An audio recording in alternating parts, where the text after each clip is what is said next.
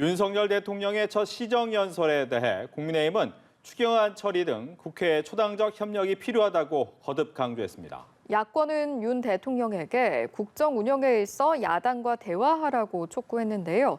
국회 취재기자 연결합니다. 임혜중 기자. 네, 오늘 오전 윤석열 대통령의 첫 시정연설이 있었습니다. 윤 대통령이 본회의장에 입장하자 여야 의원들은 악수로 맞았는데요. 연설 중간중간에는 박수 세례와 환호도 이어졌습니다.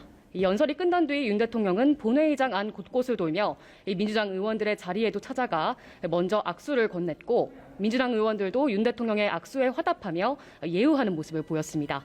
시정연설 이후 국민의힘은 윤 대통령의 시정연설에서 국회에 대한 존중이 묻어났다며 민주당 등 야당을 향해선 코로나19 피해 극복과 민생 안정을 위해 초당적으로 협력해달라고 거듭 촉구했습니다. 정의당은 윤 대통령이 강조한 의회주의에 기반한 국정 운영을 하겠다면 일방적 인사 강행이 아닌 야당과의 대화에 책임 있게 나설 것을 촉구했습니다. 민주당은 시정연설과 관련해선 별도의 입장을 내진 않았는데요. 다만 시정연설 전 윤 대통령이 참석한 박병석 국회의장 주재로 열린 사전 환담 자리에서 여야 간 뼈있는 말이 오갔습니다. 이준석 당대표가 오늘 중 추진하고자 했던 이 3당 대표 회동이 무산된 데 대해 안타깝다는 취지의 발언을 하자 민주당 박재현 비대위원장은 인사 문제부터 해결하라는 반응을 보인 것으로 전해졌습니다. 한덕수 국무총리 후보자 인준을 포함해 정호영 보건복지부, 한동훈 법무부 장관 후보자 등 인사 문제부터 해결하라는 의미의 발언으로 해석됩니다.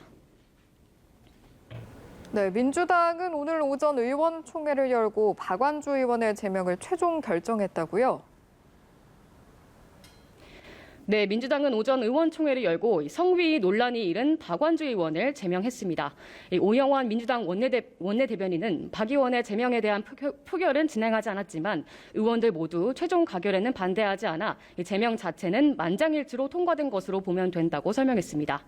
박 의원이 성비위 의혹에 대해선 부인하고 있는 가운데 민주당은 이번 주 중 박 의원을 국회 윤리특별위원회에 제소할 계획입니다. 지금까지 국회에서 전해드렸습니다.